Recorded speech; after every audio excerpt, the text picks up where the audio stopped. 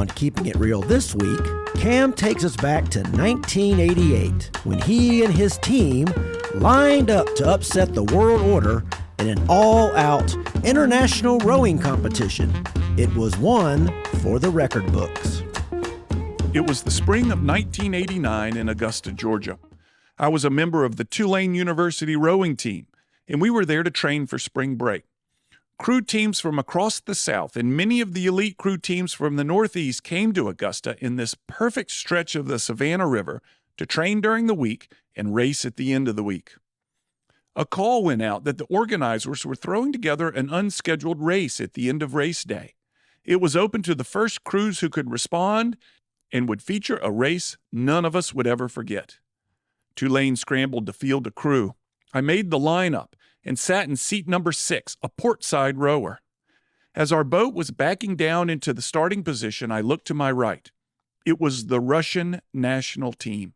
They were in the U.S. to train. We'd seen them practicing. Their boat moved effortlessly and screamed down the river. Their powerful strokes appeared to make gaping holes in the water.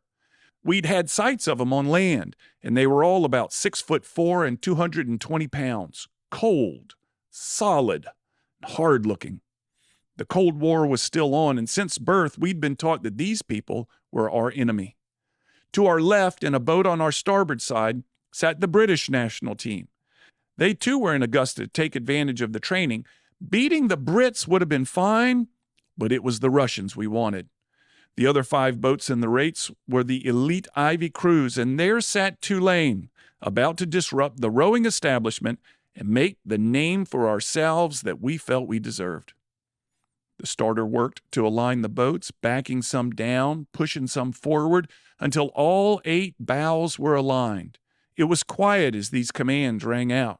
64 rowers sat with backs perfectly straight, leaning slightly forward, oar blades completely submerged, hands tight on the handle, looking forward, steely-eyed, waiting for the start, breathing.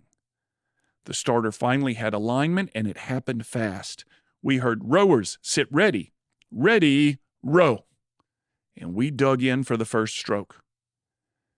We were tied with the Russians for maybe 1/100th of a second. By the time we had completed 10 strokes, they were half a boat length ahead. In another 10 strokes, we could no longer see them. All we saw was their fading puddles where their oars had torn holes in the water. Within 20 seconds, our hopes for upending the world rowing order had vanished. It happened fast. And we weren't really upset at the outcome. Heck, we had just raced the Russians. How many of our rowing peers could claim anything like that? We were a club team, after all, not even varsity. But we did it. We tried. We tossed our hat in the ring and tried to give those commies a good whipping. So here's to you and me, throwing our hat into the ring for something for which we know we are completely outgunned in the new year, and doing it anyway. We got shellacked, but heck, I've been telling this story for 36 years. It was well worth it. I'm Cam Marston, just trying to keep it real. To hear more commentaries, search for Keeping It Real with Cam Marston on your favorite podcast app, or follow Cam Marston on social media.